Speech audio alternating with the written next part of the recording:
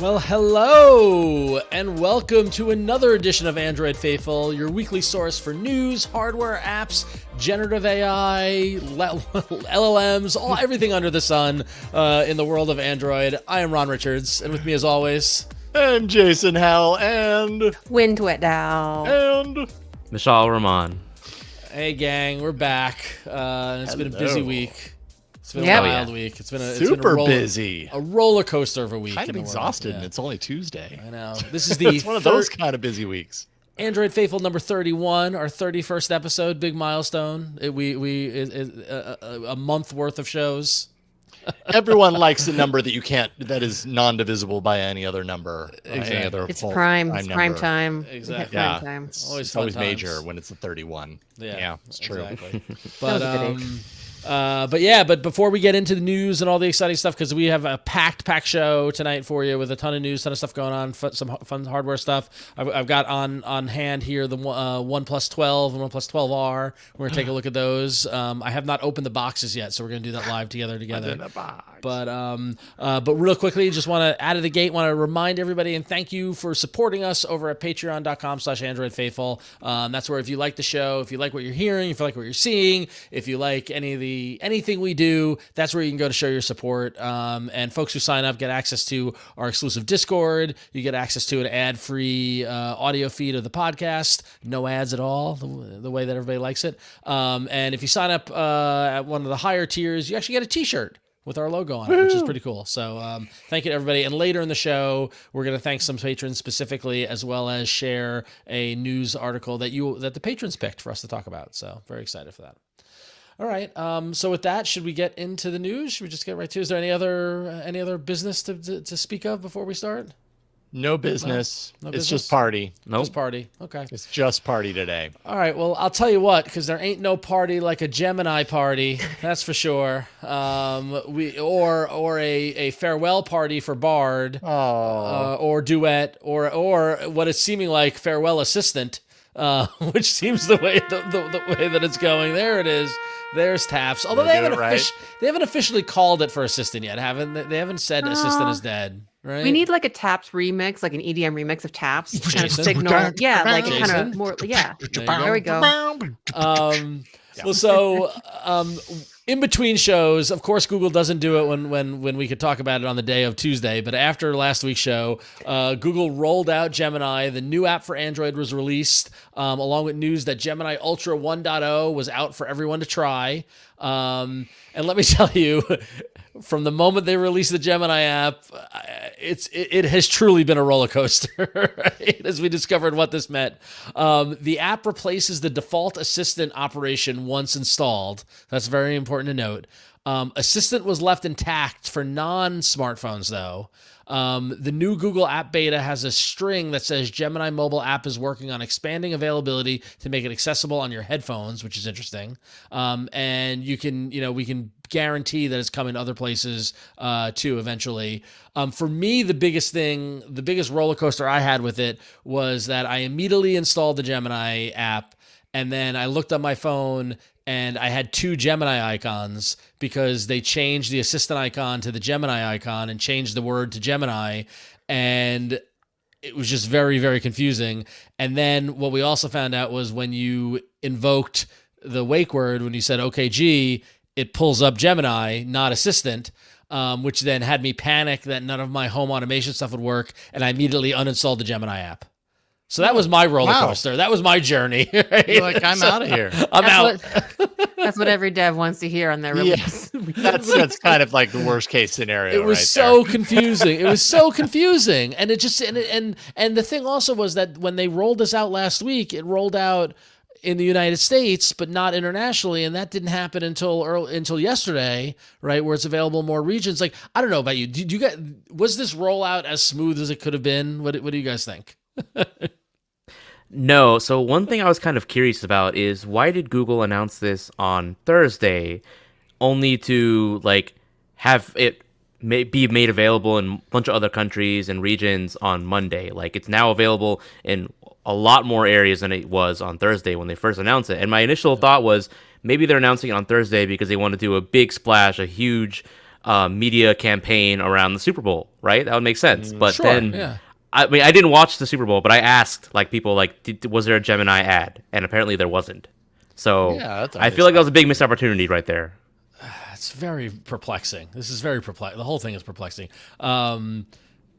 Jason, did you install the Gemini app? I've been calling it Gemini. Everybody just saying that. Gemini app. You just like to be different, Ron. I did not. Although I Gemini. think my husband did, and then he complained that Assistant doesn't work anymore. And I But Assistant didn't work before. Well, so there's that. a couple of things in its defense, and Mishaal and I talked about this during the week, was that my lack of ignorance did not go further and go surface deep to realize that my stuff in Google Assistant and the Google Home setup would still work under Gemini. Like if I said, okay, G, and Gemini came out and said, turn on the lights, whatever, that still works. But there was a list of stuff that doesn't work, and I don't have it handy. I should find it.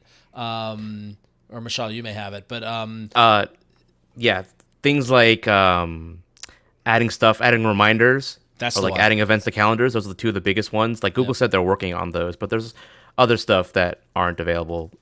For me personally, like the only thing I really cared about was home control, and that's there. Yeah. Other than that, like I don't really like set alarms on my phone. I have a Google Home smart display that I use for setting alarms and things like that. And all the other stuff I don't really use, like routines on my phone. So yeah, so I just found the list here. So when you have this is according to Android Police, and I don't know, Jason, I'll give you this link if you want to show it up on the screen for our video viewers or not. But there it is. It's in our chat. So when you have Gemini turned on, so media service providers, podcasts, news and radio stations, and third-party music providers aren't currently supported in Gemini. Routines, so starting a routine in Gemini isn't supported. So shortcuts to start a routine and routines attached to alarms and a clock no longer work. You can still start a routine with Google Assistant on home devices, like if you have like a Google Home Nest Hub or whatever, like I have. Reminders, like Mishaal, you mentioned, reminders don't exist in Gemini, and interpreter mode. If you use interpreter mode, that doesn't exist in Gemini, but it does exist in Assistant. So it's not feature.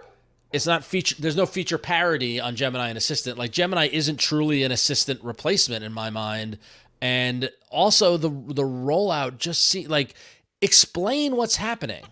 Like when you've installed Assistant on so many people's phones and so many of the operating system, Gemini will replace Assistant.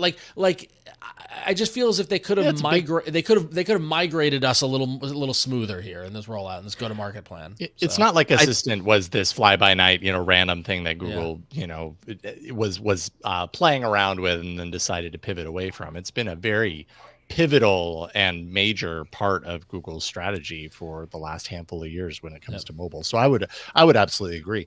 At the same time, like I installed the app, and I was trying. Sometimes with these AI services, I'm like you, Ron, like you were saying, like, what the heck do I use it for? What do I search for? Sometimes I have to like really kind of coax myself into figuring out a good test or good reason to use it.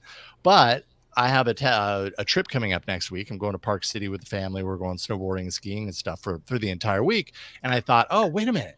Gemini taps into my Gmail. It taps into my Google Docs. It taps into all these different things. What would it give me if I just asked it? I said, what did I say? Find the email that lists my Park City trip details for next week.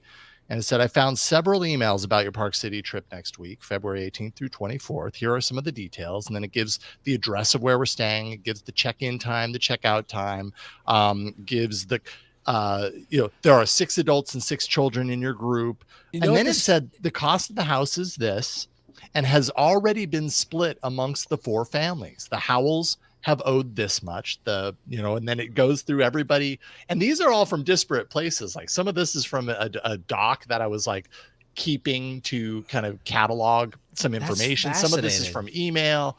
So it's real. So I thought that was a pretty, and it actually, it also came back with the Wi-Fi network for the Airbnb that we're staying at. Oh, that's pretty cool. Now, so, that's a little random, but it's still kind of neat. What that sounds like, Jason, is that sounds like all the questions I asked my wife that I don't get the answers to. But like, wait a minute, how much was the thing again? And Gemini like, is your new wife. Yeah. So there we go. Gemini is your new spouse. Yeah. I think part of the reason part of the importance of this launch is that this is the highest profile, like the most accessible way to access a chatbot. Compared to ChatGPT, Copilot, etc. Like Microsoft is trying really hard to put Copilot in front of you, like on the search bar on Windows that barely anyone uses, the widgets interface that barely anyone uses on Windows, and like on Microsoft Edge. Like they're pushing it really hard. But here, Google is putting it in place of Google Assistant on Android phones, and it's accessible from a long press of the power button, from a swipe up on your gesture bar, from all the previous ways you could use Assistant on your Android phone. And by integrating it with the default assistant, you can even say, "Hey G," to invoke it. Like, it's so much more convenient to talk to and use Gemini than it is other large language models on Android. And most people are using their devices. Like, they're not going to OpenAI whatever the website is for ChatGPT to talk to it. Like, and most people aren't using Bing, so they're not using ChatGPT through Bing either, right? So like this gives Google, I think, like a huge leg up in terms of getting their product in front of the average totally user. Agreed, but again, I go back to that you've trained those users for years on Assistant, and then you in one hand swiped it away, and like is the wake word "Hey Gmini"? They work. Does it work? No. The wake word hasn't changed. Right. It would be impossible for them to change just like overnight. They'd have to work with manufacturers, right? Train it on the hot word, and like that would be really complicated for them to do. Exactly. A huge endeavor. But I just real quickly, and then we'll move on. The quick mention about the note about it being made accessible to headphones makes it very, very interesting. Where then it's like it's in your ear basically, and you can talk to it and get answers back and that sort of thing. That's what some of the speculation is around the headphone aspect of it. But then a late addition right before the show, actually, friend of the show, Mr. Burke, who I believe is watching live in the chat because he's fantastic. He shared with me this little bit of tidbit news that came via The Verge, was that so for example, ChatGPT, your chat log with ChatGPT when you're doing it, they keep that for 30 days. Gemini keeps it up for 3 years. So, and so it says, conversations that have been reviewed or annotated by human reviewers and related data, etc., are not deleted when you delete your app's activity because they're kept separately and not connected to your Google account. Instead, they're retained for up to 3 years. So all you're talking to Gemini is going into a Google storage system outside of your personal stuff for up to 3 years. And I got to imagine that has to do with training the module and the learning module and all that sort of stuff. That's part of the larger thing of it. But like, that's, 3 years is bananas. So I guess that's the price we're paying for the extra years of updates on our Pixel phones. This whole thing is a mess, y'all. I don't think I've ever worked on a team on a product where it rolls out like this, where you're replacing something wholesale. And like, I mean, most users are not us, like are not faithful. They're just regular people that don't pay attention to all this. And then you change something on them. Most of the time when you're a software like a software producing company, there's blowback from this. But I can't help but feel because it's Google and because it's Google and they can do whatever they want, and they'll probably not get too much of it. I mean, the long game of AI and LLMs aside, you're still going to try to make this work, even if it's nasty. I mean, the fact that they were like, we promised to fix all the parity and things issues really quickly is not something that generally happens a lot in software development. I mean, it does at bad companies. So this is kind of astonishing to me. But again, it's Google. They have this like privilege of like scope and demographics. Yeah, it's real weird. I'm just cringing over here, but I mean, shoot, I'm going to end up using it. I mean, I was critical of their go-to-market strategy, but I will defend them in this moment. Is that it does require you to download the app and say yes, I want it. So presumably, it's not as if like they did an auto app update to Assistant and changed it to Gemini and put it's not like YouTube put their songs on iPods, right? So at least there's some self-user voluntary thing that's happening. Yeah. It's just usually like with most of the rest of us, a first impression is really important unless you're Google, and then you get multiple first impressions. I will say the one thing I would like from Gemini is the fact that I don't know about you guys, but how many Google accounts do you have? Oh, too many. Right. Oh yeah, so many. So like Jason, your example of going to my email. My Google One account that I have Gemini linked to is not my primary email account. So like I would love to tell Google that, hey, this cluster of accounts are all me. And put them into my LLM and give me results of all that. That would be something that would be convenient for me. Otherwise, I got to do the account switcher and make sure I'm in this account to ask Gemini to go look for an email. That would be cool. Sort of that would be really cool. Yeah. We'll see, hopefully. Hey, I'm rooting for him.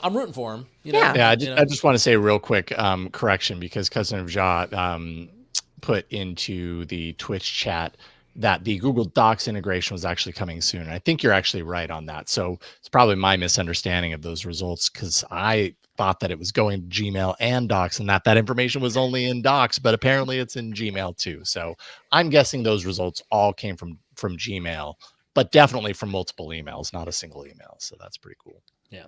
So thank you for the correction. All right. Well, so this is the Gemini. We're in the age of Gemini. So this is a moment in time that we got to mark. What was Thursday's date? February 8th, February 9th, February 8th, 2024 was a new age of the Google chapter. So then 7 years from now, Google will destroy Gemini and make room for whatever the next thing is. So, right on. Or maybe sooner.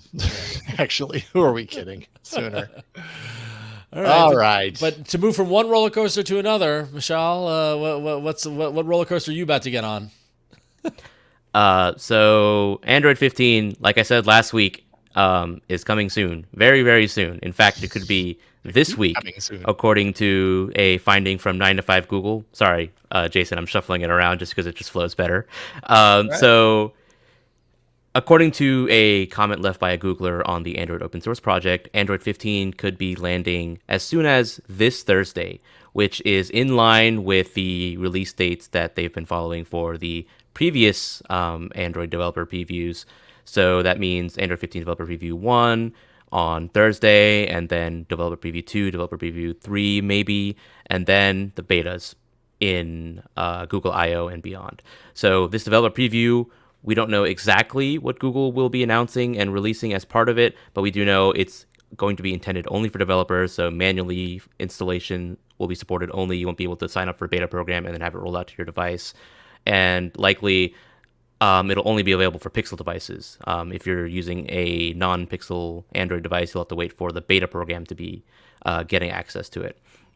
And if you're wondering what new features and APIs and whatever other changes that'll be available in Android 15, there's a whole bunch that I've already talked about on previous shows, and there are some more that I talked about in the week since the last show that I'm going to be talking about now. For example, when I was digging through the latest Android 14 QPR beta, and I know that's going to sound confusing, like, hey, why are there Android 15 features in the Android 14 beta program? That's because of the way that Google is developing Android 14 QPR program and the Android 15 release simultaneously. So like there's like a mix and match between what features will appear in one branch and what features will appear in another branch, and actually those are all merged.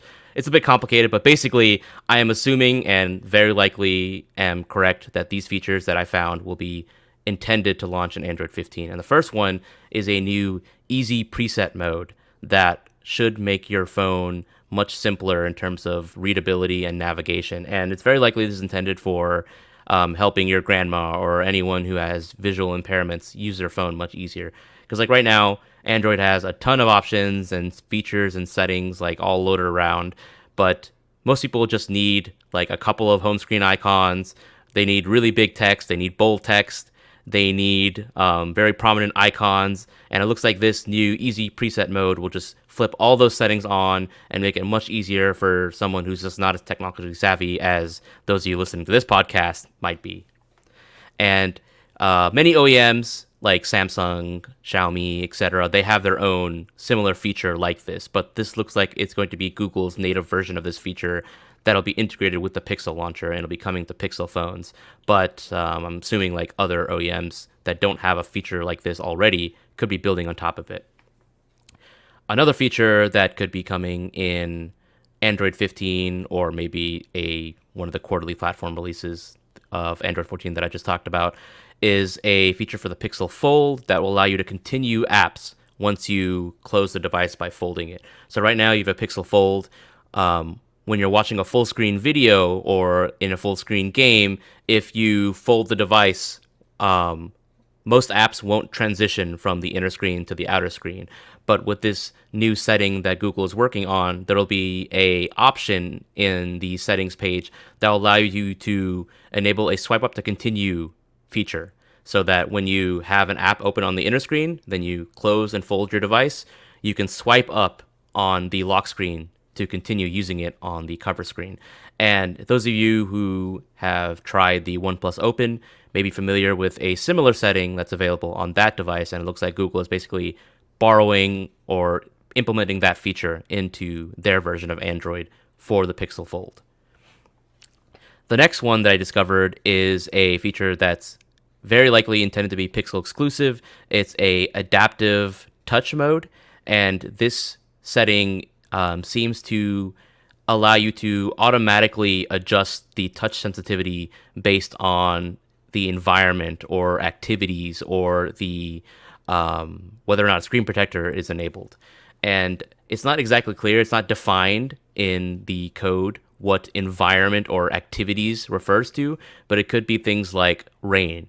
So if you ever tried to use your phone when it's wet, you know that the touch sensitivity is really wonky. You basically can't use it at all. And it looks like this adaptive touch mode might detect those kind of conditions, like when it's wet or when you have a screen protector on, and then automatically adjust the touch sensitivity so that you can actually use your phone. And then the next one is a revamped chat bubbles experience that's intended for large screen devices like the Pixel tablet. So this bubbles feature was introduced into Android with Android 11, and there are a couple apps that use it, like the Google Messages app, Telegram, and I think Signal also uses it. And this feature, this experience has not really looked that great on tablets because a lot of times these bubbles are hanging to the left or the right edge. But if you use a wide tablet, it's kind of hard to reach your thumb on the left or right edge, wherever the bubble might be. Instead, this new bubble bar experience would be pinned to the bottom right screen side of the screen where the taskbar is. And then you can swipe up to open the bubble bar and then switch between active bubbles that are available, for whatever app you're using. Right now, as I mentioned, not every messaging app supports this, but if you do use chat apps that support the Bubbles API, this will be a welcome experience and update to the experience in Android 15, most likely for tablets. Before we move on, just real quick, show of hands, who activates bubbles and who doesn't? Activates bubbles. On purpose? No. Wait, hold on. On purpose or not? Okay. I suppose on purpose. Yeah. Who makes sure that the bubbles are on? I make sure the bubbles are off. Same. Yeah. In fact, that's opposite. That might be a generational thing because Mishaal looks Could like be. you're pro Mishaal's bubble. the outlier. I only use it for high priority contacts in certain chat apps, fair. people that I want to reply to immediately. Here's a question, Mishaal. Are any of the three of us a high priority chat? Oh, don't answer that. No. Not to put you on the spot. Well, I'll say gonna that be Discord, none of the apps that I talk to y'all in support bubbles. So that's my cop-out answer. There we go. Excellent answer, sir. That is the perfect answer. Dodged a bullet there, Close sir. Okay, sorry, And- didn't need to derail. The last feature is something that is technically already rolling out in the Android 14 QPR betas, and it's this new feature that seems to protect you from phishing attempts within apps. And I believe the name of it is, if you open your phone in the Android 14 QPR beta and you go into the security settings, you might notice this new scanning for deceptive apps settings page. And it looks like this settings page or this feature will detect when, suspicious looking apps try to show a pop-up asking for your username and password. And it's not exactly clear what Google is going to be doing with this feature and how it detects whether or not an app is suspiciously asking for a username and password and how it differentiates between that from a legitimate app. But this settings page suggests that, Google is trying to add a built-in anti-phishing protection feature into Android 15. Hopefully they share more details soon once the developer preview is up. But this feature, if you have the QPR beta already installed on your device, can be found under settings. All right. And that was like the 5 posts that I made last week about QPR and Android 15 related stuff. And I have even more that I want to do before Thursday that I didn't get a chance to do. So stay tuned for those. All right, and we can discuss those next week as we go into it. Things. But it looks like Android 15 is imminent, isn't it? Yeah, feels like it. It's in the air. Yeah. You smell that? It's Android 15. Well, hey, it is. Wait a minute, though. Huh? Wait. When is it coming, Mishaal? Is it coming this week? It's coming Thursday? Thursday. The 15th? Yet again. Yep. Android 15 on the 15th. Oh, what a coincidence. Is someone at Google being clever, or is that just happenstance? So we'll see. Little this, little that, maybe. Yeah, It's like, oh, we're going to release it on Tuesday. Let's just hold it 2 days and do it on the 15th. Let's do it on the 15th. Those people that do those Android shows, they'll love that. They're going to run with that one. Oh, man. My word. All right. All righty. Well, so it's been a while since we've heard from the beeper melodrama, telenovela. Telenovela, yeah. Yeah. When is there, do you have you heard anything on the latest there? Yeah, there's something interesting happened. So recently there was the State of the Net conference, which is basically a kind of lecture conference series hosted by a nonprofit that's basically for the public and for policymakers to kind of talk about, things related to decentralized global internet, communications, commerce, and democracy. And one of the Federal Communications Commission, the FCC, there's 5 commissioners. One of those commissioners, Brendan Carr, recently spoke at this conference. And Mr. Carr basically said that the FCC should look into whether the shutdown of Beeper Mini by Apple complies with one of the FCC's rules. And this rule is called Part 14.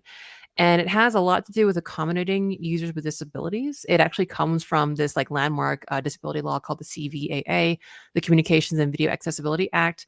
And I mean, Carr goes kind of into depth about it, but basically it's kind of tapping into that same zeitgeist that we keep hearing about and have heard about over the winter of keeping or getting these kind of large companies accountable for anti-competitive practices. And Carr comes at it from a very, a slightly different take, and kind of tries to use some of the FCC's, current rules in the books as, justification for it.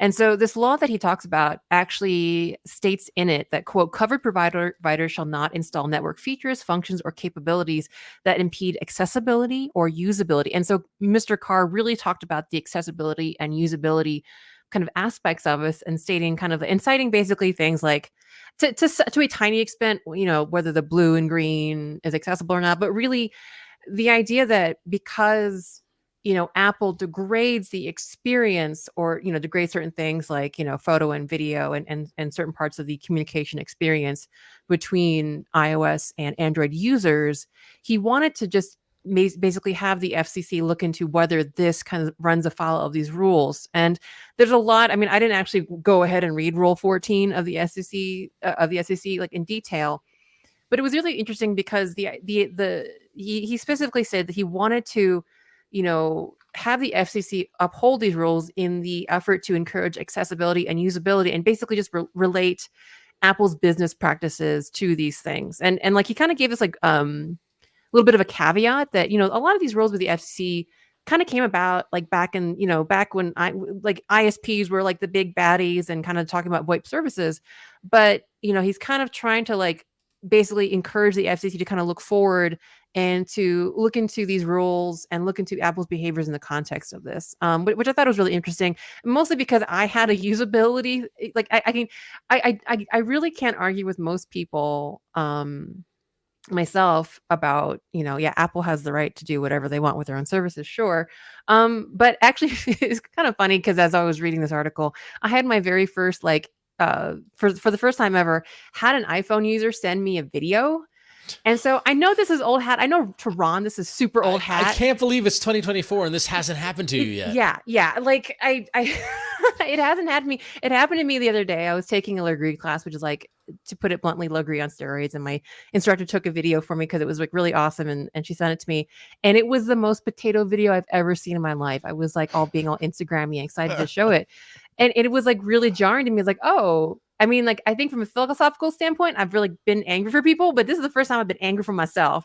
Yep. And so I do think that there is something to be said here about accessibility and usability. And the FCC in the speech was all about, interconnectedness and compatibility. And so I just think it's a very interesting take on how you could maybe hold Apple to some account for this behavior, going at it from this tack. I mean, this is just one commissioner at the FCC suggesting it, but yeah, brought the beeper thing back up, and he's trying to like also kind of spread it, kind of like also anticipate like what's going to go on with AI and AR and VR, and basically just saying, hey, like more or less like our rules have been about ISPs, but these days the things and the entities that threaten, competitive, a good, robust competition in the market aren't ISPs anymore. It's, he said on the edge, and I can only imagine he's talking about kind of edge cases that they didn't expect, like, Apple and stuff. So anyway, someone else invoking the name of Beeper Mini, and I personally think kind of very interesting perspective. And so we'll just see if this comes to anything.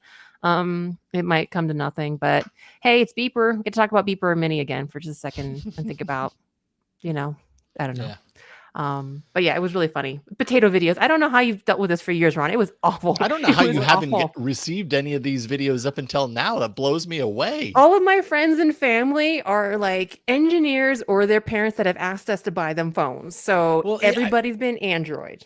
I mean, that's fascinating. It's 2024 that this just happened to you the first time, because it's to the point now where I see a video come through on messages and I just know I'm not going to be able to view it because of this reason. Or someone with an iPhone sends you something that like you want to keep forever, or you would normally want to add to your photo roll or your video, storage. I tell them you wouldn't even do it with that. I say send me via. I tell people send me stuff via Facebook Messenger that I know I'm on Facebook. I'm like, at least some sort of database, which is a good segue to actually one thing that we're talking about at WhatsApp, which is we're gonna jump. This was originally going to be in the app section, but we figured let's talk about it now. So WhatsApp is changing to come in line with the EU's Digital Markets Act, which we've heard so much about, right? We've discussed and all that sort of stuff.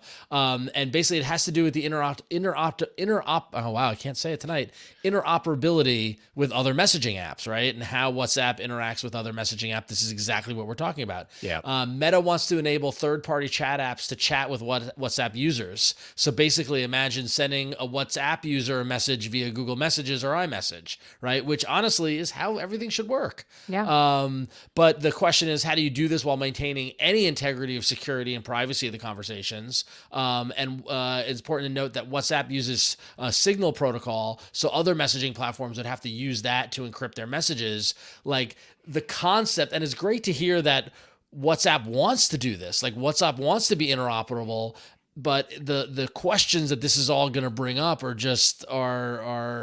there's so many, about how they connect and how they maintain that encryption.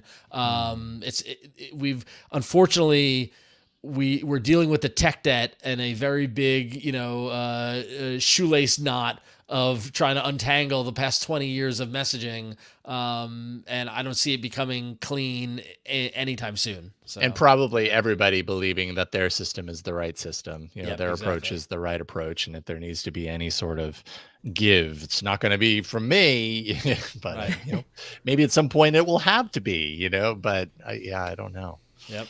Oh, and I will say that basically all my iPhone friends know to use WhatsApp with me. So I don't know. There you go. All that Bring training. it back around.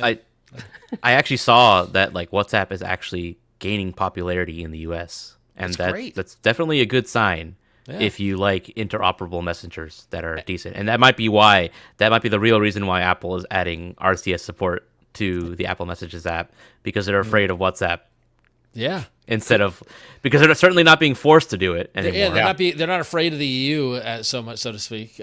Quick note in the live chat here in the live stream, Cousin Ajah says, between this and Threads integrating with Mastodon and the Fediverse, Meta has been quietly and suspiciously doing the right thing, which is true. Meta's making a lot of good choices these days. I feel like they're a little bit of a sleeping giant, so we will see. Giant nonetheless. Yeah, that's for sure. But hey, gotta do the right thing every now and again. Tip the scales back in the balance sometime. I guess maybe.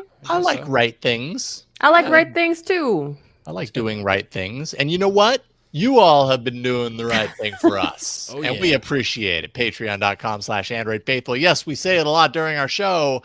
But the reason that we do is because we appreciate you, because you support us directly and you enable us to do this show. And because you do this, we give you the ability to tell us what stories you want to hear sometimes. So our patron news story pick of the week, we had this for a vote for our patrons. And it was between 3 different stories. At the bottom, with 21% of the votes, was OnePlus saying the OnePlus 12R has slower storage than was originally advertised. People were like, I don't care about that. And then at 28%, it was Samsung's fix for the Galaxy S24's dual display is a new slider. People sort of cared about that. But the one that people really cared about has to do with none other than YouTube Music. I did not think this would win, by the way. Yeah, yeah, it's kind of okay. Yeah. Basically, the cast sheet in YouTube Music is getting an overhaul. So, the changes, I wouldn't say the changes are like major, but if you look close enough, you'll see like, and here on the 9 to 5 article, they're comparing it against the iOS implementation on the left for video viewers. In the middle is the way it is now. And if you've casted from something like at YouTube Music to another device, it's like this this overlay, this squared box that appears in the center with all of your destinations. Looks old. Yeah, exactly. Yeah. Remember, isn't it interesting with design how at one point it feels fresh and new and like, oh my goodness, they're so with the times. And then over time it starts to look dull. And that's kind of what's happening here. On the new version, they're rounding the edges, tightening up the list a little bit, giving you a suggested pool before showing some of the other destinations. With the kind of the overlay that allows you to change the volume of wherever you happen to be casting it to. I mean, on the old one, you actually got a little bit more context, right? You got the album cover, got a little play control. On the new one, you just get a little slider. That's interesting. But you don't need that though. Like the old one gave you more stuff, but it was redundant because that's exactly what was behind the modal, right? Yeah, like from a UI perspective. So like all you really need, you need this to be functional. Let me know where this is playing. I think this is a welcome change, and and it's a little more the maturity as they of the YouTube Music app as they bring it up to where it should be to be what they want it to be. So little design changes that you'll see if you're still using YouTube Music, which I am not really. Anyways, maybe you are patrons of the show because I'm using it every day. By the way, it's my music app of choice, and a couple of years late. Are you happy where it's at right now? No, I hate it. No, I think there's a direct correlation between my decline of enjoyment and involvement in music with the direction these apps have taken and all this. I definitely, I mean, it stinks. I do it because I have to. The majority of the time I'm in there for my kids, so it's nonsense anyway. Well, that does change things for sure. Suddenly all of your recommendations and recommendations aren't even yours. But even then, I feel like Google Play Music, and it's really funny because I've been going through my basement. I've been cleaning out my basement and like going through old boxes of stuff because I've still got boxes that I moved to San Francisco that I never opened from New York, that then I moved back to New York that I never opened. And so I'm finding I've got one day we'll do something, but I've got a stack of phones like this high and I'm plugging them in and seeing like what year they're from and what was on them. And like I plugged one in that had Google Play Music and I got all excited because somehow Google Play Music recommended new music to me better and more effectively than YouTube Music does. YouTube Music can't seem to figure out the genres I like and therefore filter out the stuff I don't like when it's recommending new music. It is like YouTube Music for new music recommendations is like walking into the supermarket and there's just like everything at you at once. Where what I want is, I like these genres, I like these bands.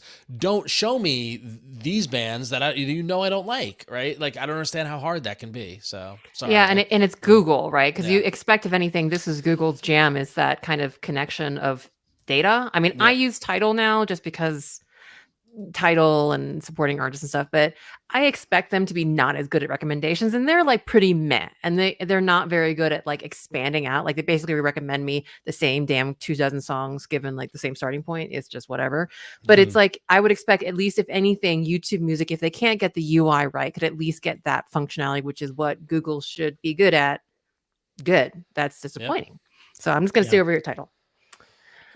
Indeed. Well, thank you, patrons, for your votes. Patreon.com/Android Faithful, and especially call out a few patrons out there: Robert F. Freimering from Alaska, Luke Fletcher from Australia, and Jennifer Hamill from Tennessee. That is just 3 of the many, many folks who support us on Patreon at patreon.com/Android Faithful. Thank you.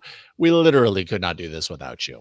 Nope, at all. Literally. At all. Literally. Thank you so much. Thank you. All right, so now let's go over to Hardware Town, where I've got 2 very red bricks of cardboard that I recently received, containing the OnePlus 12 and the OnePlus 12R, or as Jason has affectionately started referring to it, the OnePlus 12er. The 12er, 12er. the reviews, or the unboxing coming up next. Yes, and so what we'll do with this unboxing here, where do you want to go first? Do you want to go 12 or 12R? What do we want to see first, everybody? Oh boy, do we go premium or do we go step down first and then work up to the premium? I want to note here that I don't know what color these are. I have not looked at any of the back of this. All I know is Ron, those boxes are red. The boxes are red, but I don't know in the phones inside. I don't know what colors they are. So, all right. Well, it looks like the first person in chat said the 12R. So we're going to start with the 12R. The 12er, which, by the way, important to note that the 12R is now on sale today. In fact, if you're curious about it, it's $4.99 USD. You can get it at Amazon, get it at Best Buy. It goes on sale today. So if you're looking about getting the 12R, now's the day that you want to jump on it. You can get it on the OnePlus website as well too. Powered by Trinity Engine. Yeah, interesting. Why am I only now seeing Trinity Engine? What the heck does that mean? Powered by Trinity Engine. They've been talking about it since like the Oxygen OS 14 update announcement. But as for your question, what the heck is it? Yeah. That's a whole different base entirely, because it's still not.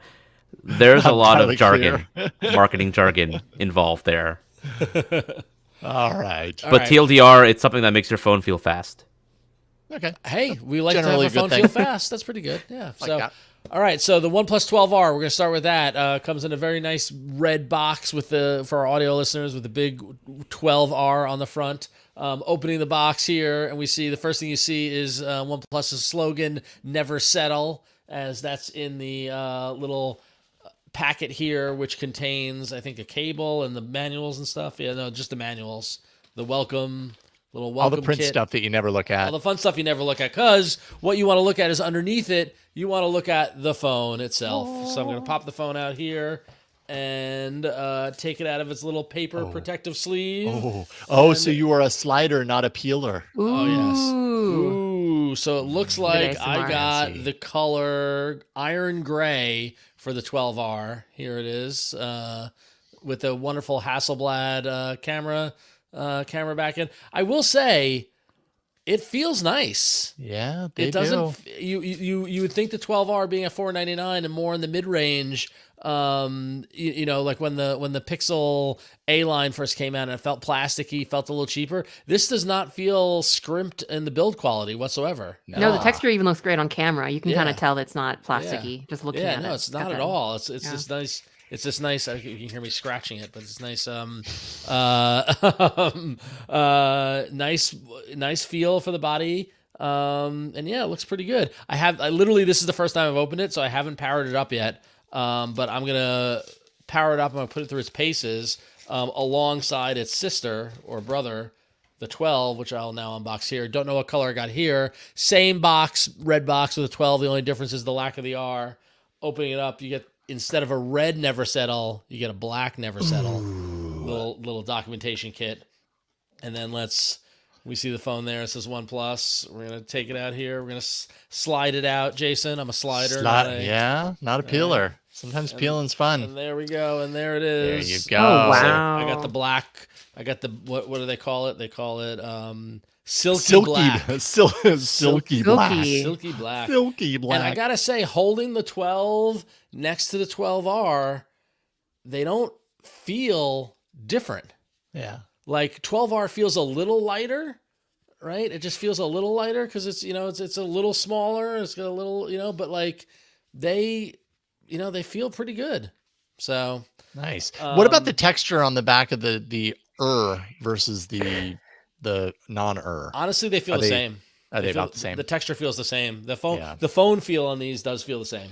I will say. What does OnePlus call it? Subtle metal grains. Yes, yeah, it does. It does feel like it's got, like you got some friction or like some texture. Yeah. Like it does. It's not too slippery. Remember, Jason, when we went through the slippery age of phones, Oh, when phones were yes. sliding all over the place. Yeah. But I will say, like, not only were they slippery, they were also rounded all over. So it was just like there was no holding on to those bad boys. Oh yeah, sliding right off the coffee tables and junk. But I will say I like the camera bump, the Hasselblad, the big circle on the back, because again it gives it, when you put the phone down, it lets it it avoids the sliding all over. It does, but it's also off center, and that's what true. really bugs me. And actually, so I have been spending a lot of time with your Open, with the OnePlus Open for the last couple of weeks. I got it from you when I was in LA. And that's one of the things I really appreciate about it. Like, there is no doubt that this is, and the same on those phones, the camera bump is gigantic, right? Like, they're not trying to hide it. It's huge. It protrudes. Like, it's a huge deal. But when it's centered, at least, I don't get that annoyance of it being on a table and wobbling. Like, I don't know. There's just a part of me that really bugs me when the phone's just like, even when it's standing still. Like, I've set it there and I walk away and I look over and it's like kind of teetering because it's off axis and stuff. I don't know. That just kind of bugs me. Teeter-totter kind of mode. Yeah. I will note the 12R camera unit doesn't have the Hasselblad H for it, so it's a little bit lesser of a camera setup. Yeah. Color enhancements of the camera unit itself, the circle itself, is a bit smaller. Just looking at it from a physical standpoint, but yeah, so got the 12R, going to put them through their paces. I'll talk about them a little more later in the show. But OnePlus also sent the wireless charger, which I was raving about when I saw, and as Mishaal pointed out, is just the old wireless charger. But still, I'll take it. So, because I don't currently have a wireless charger. So does it have a fan inside of it? I was glad to pick that up. It does have a fan. So there it is. There's the fan. I mean, it's doing 50-watt wireless charging. You definitely need a fan. You need a fan. Needs to circulate some air for sure. So we will play with that. So so the OnePlus 12R is on sale now. You can go pick it up if you're looking for a good mid-range. This is my review. This is just my first look at it, because clearly you just watched me open the boxes here live on the show. But I'm hearing good things about the 12R, in that it is like really, for a mid-range potential flagship killer, it might be the real thing. Mishaal, I see you. Ron, there's one thing I wanted to ask you to test out. So apparently, one feature they're advertising on the OnePlus 12 is called, quote, Aqua Touch, and it's basically OnePlus's version of that adaptive touch feature that Google seems to be working on for their Pixel phones. It lets you use the OnePlus 12 while it's wet, which is a problem, as I mentioned, with a lot of other phones. So I'm curious if you ever get a chance, if you're ever using your phone out when it's raining, see what the touch sensitivity is like, and see if it's actually better on the OnePlus 12 than your other devices. I literally ran into that today, Mishaal, because I was out shoveling snow, and there was a couple of times where there was snow. Snow was it was melting, so it was dropping from the power lines above and stuff like that. And I'd get a big dollop on my phone, and then it would go wonky. So I will definitely check that out and report back to you when I do the full review on the phone. So. So OnePlus 12R, OnePlus 12, excited to get some hands-on time with them. And yeah, OnePlus, I'm rooting for OnePlus these days. I will admit, I'm OnePlus-assance, as I've been saying. I think they're doing great stuff. And it's really exciting to be talking about them not as a punchline the way we used to years ago. So I think they're pushing the envelope. So it's pretty cool. Unsettled, desettled. Yes. So very cool. Are you implying they ever settled? Isn't their tagline "Never settle"? That joke has been made on this show, so I'm just. There was a little bit of a settle period there for a while. It was a settle period. Yeah, they were settling. Yeah, they settled into a device that didn't have their signature alert switcher. They caught back there. They unsettled again. Yes. So OnePlus 12, OnePlus 12R review to come. So there you go. Excellent. I will say Saturday was Lunar New Year, so all the red boxes are very auspicious. Or I took my kids to a Lunar New Year program at the library where they got to do all these arts and crafts with dragons. And since then, my son's just been saying, Dragon of the Year. It's the dragon of the year. And then so me and my wife are going, hooray, you're the dragon of the year. That's adorable. Excellent. Yeah. Excellent. Very cool. All right, what else we got in hardware? What's going on? What's breaking? What's breaking? The breaking is hopefully not Google's next foldable phone, because foldables tend to be significantly more fragile than regular slab phones. But we have a peek at what could be the Pixel Fold 2, because last week I got a tip from a source, an anonymous source, about a device, a photo they happened to get of the upcoming Pixel Fold 2, or what they say is the Pixel Fold 2. Whoa. And I found the source to be quite credible. And we talked about some of the rumors last week in terms of the processor and the RAM and the storage. But this week, I got more hands-on information about the device, including, as I mentioned, a photo of the actual prototype. So what you're seeing on screen, if you're watching the video, is a photo of the alleged Pixel Fold 2. And based on what I know, it looks like Google might be making significant design changes with respect to the first generation. So the first generation was one of the widest foldable phones you could get. When you unfolded it, it was basically a tablet in landscape mode. And a lot of apps reacted accordingly. Like you had apps like Gmail default to its tablet layout, Google Play Store tablet layout. Every single Google app and every other Android app that had a tablet layout would use their tablet layout. But that Pixel Fold is quite unique in that regard, because most other Android phone foldables, when you unfold it, they open up into a portrait landscape layout, because they're taller than they were wider. So a lot of apps would default to their phone layout, and they would only show their tablet layout when you actually flipped it over. So this form factor is found on the OnePlus Open or the Galaxy Z Fold 5. And while I don't know the exact aspect ratio of the Pixel Fold 2, just looking at the photo that I was sent, comparing it to the first generation Pixel Fold and what I was told by my source, it looks like the form factor is similar or closer to the OnePlus Open than the previous generation Pixel Fold. So it's a lot more square. It's not like a perfect square. You can tell if you're looking at the photo, but it's closer to a square than the rectangle that was the Pixel Fold 1. And that has some interesting implications in terms of the app compatibility aspect. Maybe they're doing this because a lot of apps just weren't optimized yet for landscape mode and tablet devices. So they're basically Google is throwing in the towel, saying, we can't force developers to get with the times and support our devices and landscape and tablet mode, right? So while we're waiting on more apps to be, compatible and natively supported with this aspect ratio, the compromise is to have the default portrait layout so that your apps look and behave as you might expect on a regular slab phone.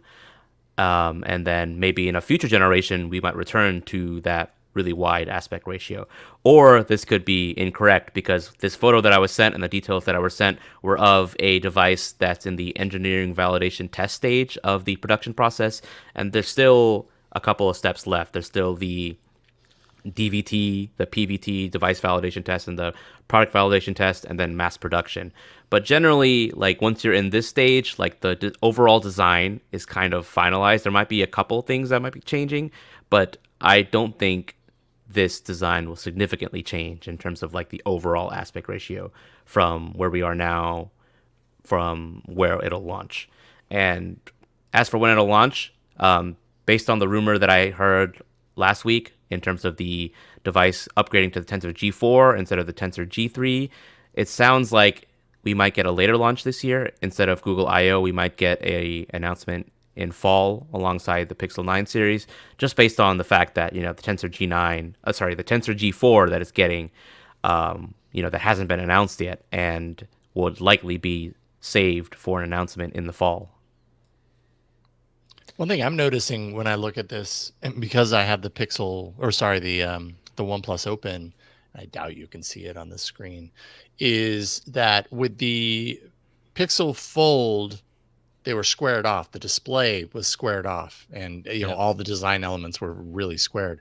And actually, what you're seeing in the leak that you got a hold of is it's very similar to the rear design of the OnePlus Open. as far as that kind of like rounding with the barrier that goes between. Like I'm looking at them side by side, and I'm like, wow, that is really similar.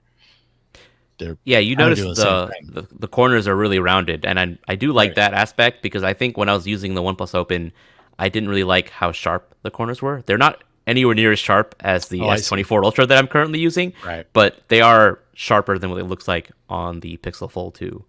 And also, the other thing, that the elephant in the room that I didn't mention, is the redesigned camera bar on the back of the Pixel Fold 2. Like, it doesn't look like any of the other current Pixels. Like, it's not the giant edge-to-edge visor that all the other Pixels since the Pixel 6 have had. It's this squared-off camera module in the top left corner, and a lot of people are saying this is the iPhoneification of the Pixel lineup. And I don't know if I quite agree. Like, maybe, I don't know why they might be ditching that camera bar design. It could be because they're making this device a bit narrower. They just don't have enough room to have that camera bar go edge to edge and fill it with all the camera sensors they want. So as you can see, there's if you're looking in the video feed, this camera island has two rows of camera sensors, two pills, right? And if you were to lay them side by side, it doesn't look like there's enough space. Yeah, there's not enough length, right? Not enough length on the back. Yeah, or width, or whatever it is. You can't go horizontally one line because it's not wide enough. Yeah. But I don't like the stacked look of the pills. I'm sorry. Well, it looks like they were on the same line, and then you shortened the margin, and instead of them like shrinking, they just went, "Oh, I'll just put it down there." You know what I mean? Like it's awkward to me, but it's a little awkward to me. Yeah, you're not gonna lie. To be fair, this is a blurry photo of a pre-production unit.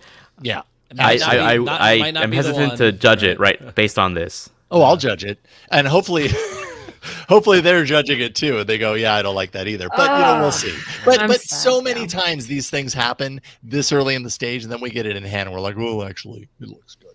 Yeah. So yeah, you can't really judge at this stage. But I'm gonna miss having a tablet when I open the phone. I mean, if I'm just gonna have a portrait to square phone, I'm just gonna back to Samsung, y'all. That's just it. Wow. Yeah. But I don't know. I found the Jason, open up the OnePlus Open, like when it's open, when it feels it's a tablet, like it's turn it around, Jason, turn it so you can like when it's open on the to the full display, it gives me, like, when I played with it, I preferred it over the Pixel Fold, because what I got in height was worth more to me than what I lost in width. Yeah, I mean, but I agree, but then I'm just gonna go. I mean, I think, well, when I say Z Fold, I would do that or OnePlus, but I liked having an actual full width like tablet in my hand. That's kind of like what was unique to me to go back to Pixel. Yeah. I would. Yeah. I mean, I get it. Like I totally get it, but I don't know. I like variety in my foldable choices. The advantage of the Pixel Fold's super wide aspect ratio is that it actually makes side-by-side multitasking significantly better. Mm-hmm. Like, it was hard to do on the Z Fold 5 just because it's so narrow. Yeah. And I tried it on the OnePlus Open. It is more doable on the OnePlus Open than on the Z Fold 5. But I'd imagine just because of how wide the Pixel Fold is, it's the best experience if you're having one app on the left side, one app on the right side. Yeah. Agreed. 100%. So... I mean, but I get it. Like the OnePlus Open just had so much, just like almost universal praise. It doesn't. I mean, it makes sense for them to kind of move to what people like. Yep. Well, what about nothing? Nothing's over there. Like, you're never talking about me. That's what Carl Pay was saying. That's because they had nothing to talk about until now. Nothing to talk about. They've been real quiet ever since their messaging foray, right? When they tried to solve, it's been very quiet. What an unfortunate moment. What was that thing called again? I forgot the name of Nothing Chat. Nothing Chat. Yeah. Powered by Sunbird. Sunbird, that's what it was, right? Sorry, yeah. We're all just pretending that didn't happen, or at least they're pretending it didn't happen. If they'd been able to stick the landing, that would have been a big deal. So it was a gamble, but that's a hard one. Anyways, Nothing is hoping to erase your memory of any of that stuff with a new phone coming March 5th called the Nothing Phone 2A. There's going to be an event on March 5th 6:30 a.m. Eastern, 3:30 a.m. Pacific, which is even too early for me. So I'm not going to be watching, but I'll watch afterwards. They're doing it as a part of a developer program, similar to what they did here in the US with the Nothing Phone 1. We don't really know anything specific about it yet. No specs, no pics, no pricing. Carl Pei in this like promo interview that they set up it does call out details on the device, sort of. He infers that the Nothing Phone 2, the actual Nothing Phone 2 is for those who want a premium experience, and that there are others who have different needs. So, that tells you this is going to be somehow different. And then the 2A tells me anyways, that's probably going to be a step down in some way, shape, or form. Not that it's bad, but like all the phones seem to have this in their catalog now. So, and then you can kind of see in this thumbnail, they had some kind of scribbles on a page at one point in the video, and it kind of shows a little bit of the sketches of the 2A. It shows a centered camera layout, and then a redesigned kind of glyph pattern on the back, which actually confirms that a leak that was saying there would be no glyph was a nothing burger. Yeah. Oh yeah, I did it. Speaking of the glyph, Nothing has announced its glyph developer kit. So any developers who want to develop for the glyph lighting systems on the Phone 1 and the Phone 2 can. There's a GitHub page with info, examples, tips for the setup, all that kind of stuff. That sketch looks like a kind of very rudimentary drawing of a human digestive system. It does. Yeah. Don't want to see where that comes out of the phone. The Nothing Phone 2. There we go. Is it a nothing burger? Will it be a nothing burger? I don't know. Well, remains to be seen. We'll see on March 5th. But I'm interested. Yeah, I'm always curious what they're doing. I'm always curious what they're doing. And whenever they open up a dev program like inviting people to develop against what they're doing, like that's both like it's a little thirsty because it's like, hey, we want you to do stuff, but it's also like it's welcoming and it's opening. And if I was a developer, I'd be into it, So yeah. I mean, yeah. Well, as a developer, I suppose. Well, I guess I'm asking. When primarily you, Mishaal, probably know about this too. As a developer, your alert system is open to opportunities like this, right? How do you make a decision to go, this is an opportunity that's worth my time versus not, right? Because if you do, and it ends up popping and you're one of the first people, that can be a real big opportunity.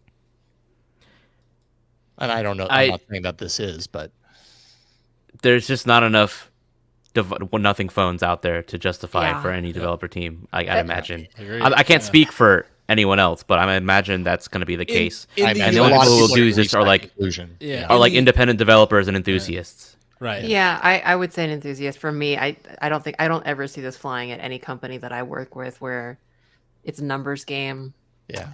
And you just want to write it, especially for something like the glyph where it is so hyper specific to just a handful of devices. Like, it's interesting, and I think it would be fun to do proofs of concepts that might inspire other people. But but Godspeed to whoever does want to do it. I do think it's like there's a lot of opportunity there, but it's a hard sell. It's the snake eating its own tail, right? Like it's not. Unless people adopt it or like start adopting the phone, and it's like we talked about with tablets. Unless there's enough of a movement in a direction, chicken and egg. It doesn't make the return on investment. Like Mishaal said, valuable. Definitely not in the U.S. Like I think Nothing is a very, very big hill to climb in the US. I don't know what the adoption has been in Europe, but it seems like they've been mainly focused on Europe and more, and even then in the style side of things, which is even a smaller niche of a niche. So I'm curious to see what comes out of it though. We'll see. So. Yeah, I mean, if it was like some kind of like open spec, open SDK where you could conceivably apply, the time and effort to another phone, sure, but that doesn't seem like the Nothing style. Like they thrive on the uniqueness and their particular flavor of mobile. So Yep. Indeed. Not to be like, Debbie Downers on Rain the on the Nothing parade. Burger. Yeah. Rain on the parade. But Oh. All right. Well, pick us back up then, Rajami. well, how about a watch? How about to go with your mid-range nothing phone, a mid-range Xiaomi watch? So this is not actually officially announced by Xiaomi yet, but people have been noticing that a Xiaomi Watch 2, now this is in contrast to the Xiaomi Watch 2 Pro. So anyway, this Xiaomi Watch 2 has been popping up on retail sites in Europe. So yeah, it's kind of, I'm not sure how that happens, retail sites, but no official word from Xiaomi. But it is going to be a more affordable version of the Xiaomi Watch 2. In fact, a very similar, basically, other than a few things. So the Xiaomi Watch 2 Pro versus the Xiaomi Watch 2, as detailed on these like little premature retail site listings, are very similar. The Xiaomi 2 watch is looking to be priced between 199 euro and 219 euro, and that is in contrast to the Pro, which is like between 270 and 330 euro. And they're very, very similar. The design is about the same. The only thing is that, of course, being a more, kind of mid-rangey watch model, there are going to be some compromises to be made. And the biggest of those is going to be the fact that while the Xiaomi Watch 2 had a rotating bezel, the Xiaomi Watch 2 Pro had a rotating bezel. The Xiaomi Watch 2 does not, and it will be made of aluminum versus stainless steel. But I mean, other than that, it's basically the Xiaomi Watch 2 Pro, same specs, same size, same display, water resistance, even the same processor. They're both allegedly, I guess, on the side of the Watch 2, but supposedly using Snapdragon W5 Plus Gen 1. Same sensors. And I mean, and if we go by everything else, the Xiaomi Watch 2 Pro was running Wear OS 3.5.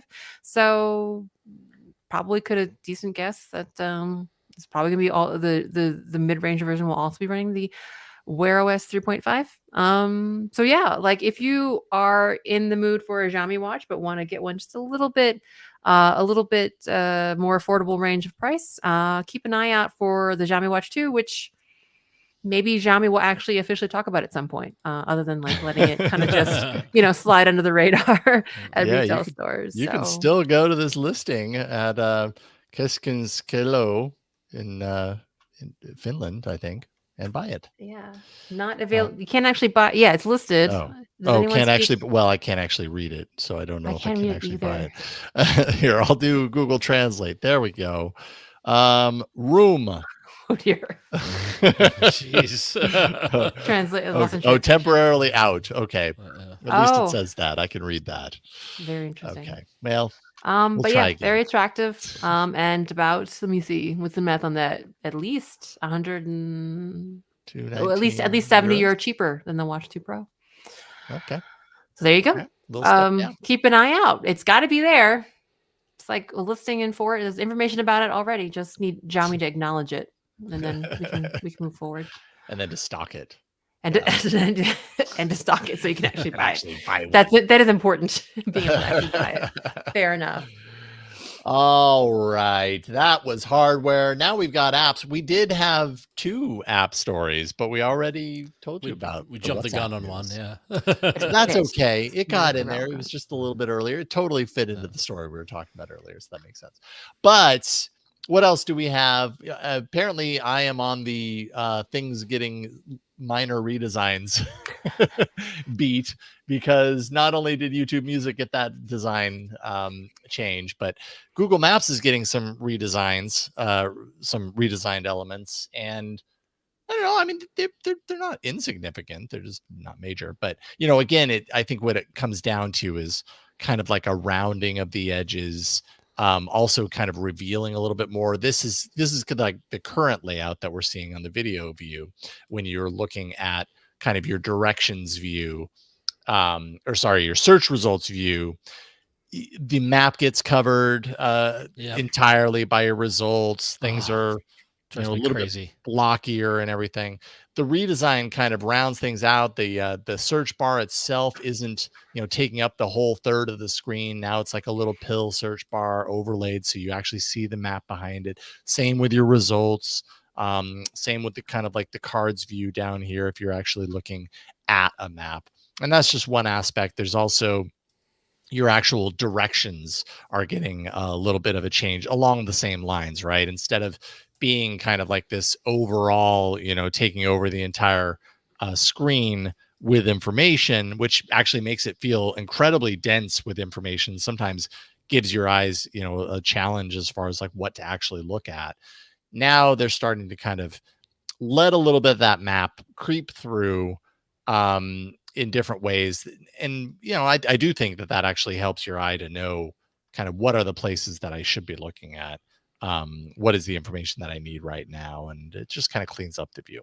This is the modern design aesthetic. And 3 years from now, we'll look at this and go, oh my God. But right now, it's new and fresh. They just keep tinkering, and I'm glad that they're fixing it because it's been driving me crazy lately about like the number of things. Yeah, the number of things that just want to, like I just want to know where I'm getting, and then all of a sudden, like stuff is covering, like you said, like the search result is covering the map, and especially when you're driving, it's such a functional need. So I'm glad that they are addressing that. So yeah. Well, that's not all, Ron.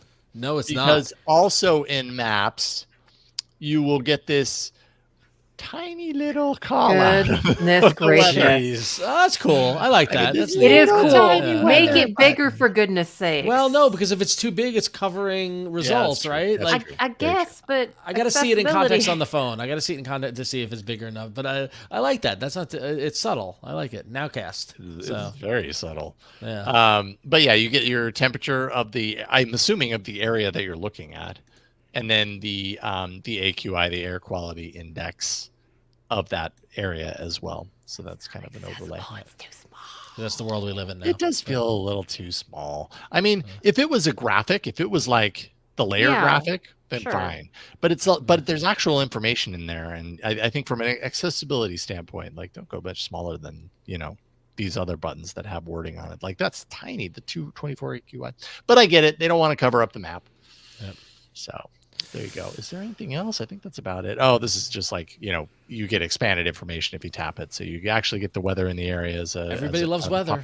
It makes sense. Weather and maps, the two evergreen things that we always love about. I bet if we threw this in as a Patreon pick, it would have won. It would have won. Yeah, totally. But you probably didn't. Too easy. You want to make it easy on people. Everybody wanted their YouTube music news. I know. Well, Jason, while you were going over the maps, we did have a little, it's not breaking news, but we had a late addition into the apps there that Mishaal's going to tell us about quickly, though. So, yeah, so if you use any application that invokes the Android system photo picker that was introduced first in Android 13 and then backported to Android 11 and later, you can finally select photos or videos that were stored online on your Google Photos account. So previously, any apps that use the photo picker, like, for example, the new Gemini for Android app, like if you open Gemini for Android and you select the camera icon and then you try to import a photo, that uses the Android photo picker. Before today, you could only select photos and videos that are stored locally on your Android device. But starting with the rollout of the February 2024 Google System Update, and available on Android 12 and later, the photo picker is getting cloud media provider integration, starting with the Google Photos app.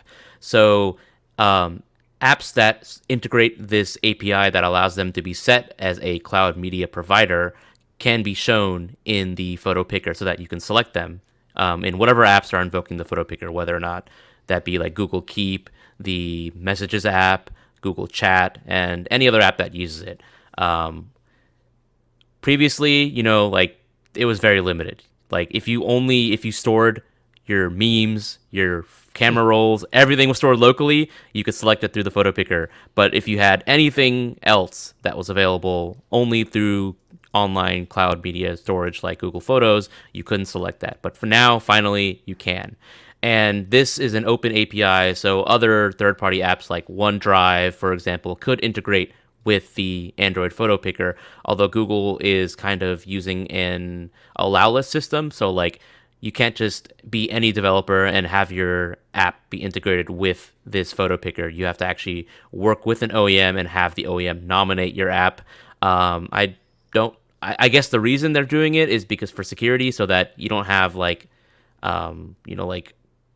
random images being inserted into the photo picker. I'm not exactly entirely sure why they're limiting in such a way, but that's the way it is right now. And if you're using Google Photo, at least this will begin rolling out soon. Cool. How are you feeling about this win? Because I know photo pickers are near and dear to your heart. Yeah, they are. It's a step in the right direction. So that is a thing. Is that so the big thing with photo picker is that, sorry, I was way away from my mic. The big thing about photo picker is that it is a more secure way for you to share photos with an app without having to give them full permission to all of your photos on your device. And so that is a thing. And one of the kind of big reasons to that probably was just not a good reason to switch to is that it didn't support cloud, and now it does. And looking at the post, what does make me feel a little bit like, oh, I wish it was more, is that it looks like from the cloud provider is a radio button rather than like a check, like a button. So it seems like you only have one provider at a time. Like, just from looking at the UI, I don't know. I only just read this now. And that makes me unhappy because I don't know about anybody else, but I have a lot of different, media providers, file providers on my phone. I've got Dropbox, I've got Drive, I've got Photos, I've got other things. So I'd like to see how this shakes out. I mean, it's definitely a step in the right direction. And it is weird, Mishaal, as you said, for them to kind of more or less whitelist it. That's probably a better phrase than using that, but basically kind of like having it be a little bit gated like this, because there's already like a whole system on Android where, any app can say, hey, I can provide you files, I can provide you media. And granted, it might not align with the new API, but it again kind of is like, you can sort of, I don't know. Like You're totally right. It does feel like they're kind of reinventing the wheel a bit. Like the old documents or the system file picker that this whole photo picker is replacing, that already supported integrating with Google Photos, it just didn't with look Google great, Drive, with like everything. There was already an API and existing integrations with that. Yeah. All that basically needed was like an updated UI and like kind of just specific filtering for photos and videos. But instead, we have this entirely new independent system that apps have to specifically add support for again. And over a year after it launched, we're finally getting integration with Google's own Photos app. So like when are we gonna get other apps? Like who knows? Yeah, and that's the thing though, is like, and I kind of ranted about apps like Instagram and stuff kind of making their own pickers and them being just like poor, but they're poor for the same reason the photo picker was poor, is that you can only see photos on your device, and you should just make it easier for people to just be able to have access to all their media, cloud or not. And again, step in the right direction.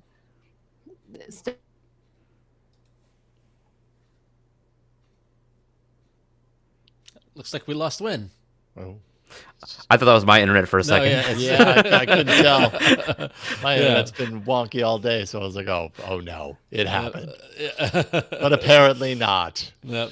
All right. Well, for now, we'll have to remove Win from the stage. We'll just wrap up that conversation for now. Yeah. Shall we move on into email or? Yes, and I'll happily take the first one. Yeah, take the first one. Yeah. So our first email comes in from Blake in Texas, who wrote into contact@androidfaithful.com, contact@androidfaithful.com. We love to hear from you. Please send your emails. Blake says, hello to the entire Android Faithful team. After using Galaxy devices for over 5 years, I decided to switch to the Pixel 8 Pro. Overall, I enjoy it and love not having 2 app stores to update. However, one thing I would love to replicate is the modes and routines it had. When I would connect the Bluetooth in my car, it would automatically update the Bluetooth volume on my Galaxy to 80%, so I almost never had to adjust my car volume. And then he goes on to say in the second there, in the Pixel settings, the only available rules are for do not disturb and changing the ringer settings. Are you aware of any other app or tool to automatically change the volume similar to Samsung? It's useful functionality that I hope Pixel will adopt. I've been Team Android since my HTC Evo 4G, and I wouldn't have it any other way. It's great listening to you all every week, so thank you for sharing your passion and enthusiasm. And thank you, Blake, for writing in. And now that we have Win back, Win, you had some suggestions about this. Yeah. So Blake, hi, I'm back. So Blake, I didn't know. I was trying to look for this, and I couldn't find anything that was like specifically about Bluetooth volume. I did see that, way back in Android 6, that Android or Google rather introduced absolute volume, which is a feature meant to sync volume on your phone and Bluetooth devices for you. Of course, when someone does something for you, there's a good chance that they will do it in a way that you don't like. And there actually is a slew of articles and tips out there, even today in 2024, about turning it off. And this actually requires you turning on developer mode, which is not that hard. But that kind of goes to show you about I think it requires developer mode. But anyway, what you can do is, maybe try turning off absolute volume, and maybe if you do that, the individual device volume will be retained between connections. And I do think it does require developer mode, and if I can just scroll. Yeah. Sorry, go ahead. Yeah, my suggestion would be a third-party automation app like Tasker or Automate. Just envisioning in my mind, this is probably one of the simpler like automations you could set up. Just when connected to Bluetooth device, whatever your Bluetooth device is called in your car, then change volume to 80%. And then when disconnect, restore volume. Like, pretty simple. You don't have to do much of anything to set it up. But the challenge is the UI, like figuring out how the UI works. But there are some apps that make it really simple. It's basically like a block diagram. I think like Automate on Google Play is one of them, where it's just like you connect blocks together. Makes it much more like IFTT intuitive to use. Like IFTTT. I tried IFTTT. It doesn't allow you to set it. It allows you to turn up the volume, but not for a Bluetooth device. It's just the phone volume, which interesting. Yeah. So I don't know if that's the challenge in having an app manage Bluetooth device IDs and then actually remembering per one. But yeah, anyway, so barring that, if you can't do that, try turning that off, developer options, go to settings, and then go to systems menu and try turning up absolute volume. Maybe that'll work. But yeah, you'd think this was a thing, but apparently not. Yeah. I will say on behalf of the legions of people who find Tasker to be completely intimidating, it is attractive to either have it be baked into the OS or have like a simple app to do it. Now, I agree with you, Mishaal, like it's probably one of the simpler Tasker ones, but I understand some people have hesitation for that. So, yeah. Oh, well, something Samsung does that the Pixel doesn't do as well. So, all right. Mishaal, you got the next email. That's right. We got an email from Stealth Dave, who is wanting to tell us about the photosphere option. So I've been a big fan of this photosphere option on Google's camera app for quite a while now, and I've been very dismayed with recent news that the photosphere option might be disappearing on newer phones. So I was thrilled over the weekend when I opened the camera on my Pixel 7 to find the photosphere right there next to the panorama. This is the photosphere that I took at the top of the Eagle Canyon run at Mammoth Mountain, California on Saturday. Yeah, and I'm working on it. Sorry, I didn't have that. Keep reading the email, though. Loaded. Yeah, keep going. What I was really impressed with was how well my Pixel 7 was able to stitch the photos together into a seamless canvas. I've taken photospheres on a variety of phones, and while always impressive, there was always some visible tearing at the seams. But the Pixel 7, presumably with some help from its machine learning focused processor, it really feels like the photo was taken with a single magical sphere-like camera lens. Love the new show, and thrilled to have the whole AAA gang back together. Keeping the faith, Stealth Dave. Yeah, Thanks, this Stealth looks really Dave. good. Photosphere lives. There's a little bit of a tear right there. Yeah. It does feel weird that they're getting rid of like 360-degree photos at a time when it's making a comeback with VR, and then VR, Google and Samsung are going to release sometime soon, hopefully, their AR glasses. So like when this would actually be kind of useful to have a bunch of these photos to experience in maybe that's space, maybe someone just realized, our bad, undelete. Our bad. It's like when they got rid of Android Beam, and then Apple is like, hey, we got Android Beam on iPhones, but prettier now.